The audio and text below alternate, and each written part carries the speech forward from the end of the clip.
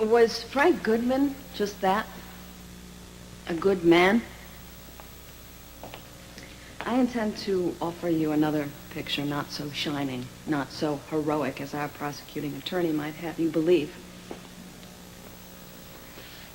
Frank Goodman was a very sick man who led a very secret life undercover, and one of his best kept secrets was B.J. Walker.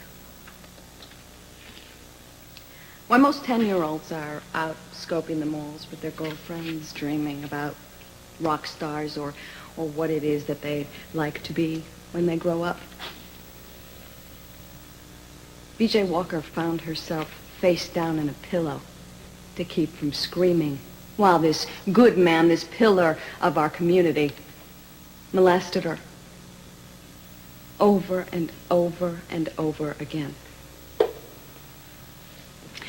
This scion of public service also kidnapped B.J.'s mother and fellow officer Cruz Castillo once they had found out what he had done to her.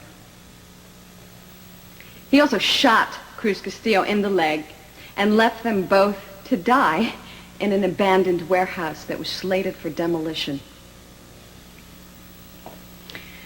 B.J.'s mother and father tracked Frank down into the desert where he held B.J. hostage. Shots were fired. Frank went down. No one saw what happened that night. Excluding Frank and his assassin, there were no witnesses.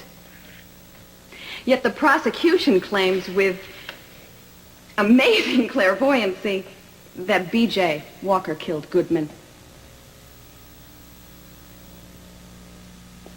How Mr. Arnold was set about doing this is subject to debate, because he will be unable to produce one credible witness that can connect B.J. to the murder or to the murder weapon. But you will hear testimony from people that knew B.J. well enough to help you determine in your hearts and in your minds that despite what had happened to her, B.J. Walker was and is incapable of taking a human life, even when that life was Frank Goodman's.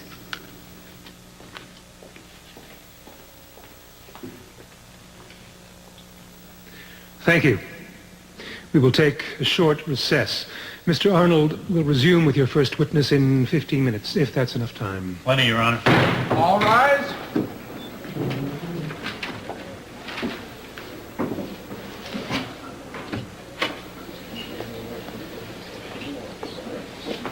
Our man in Mexico found Cruz.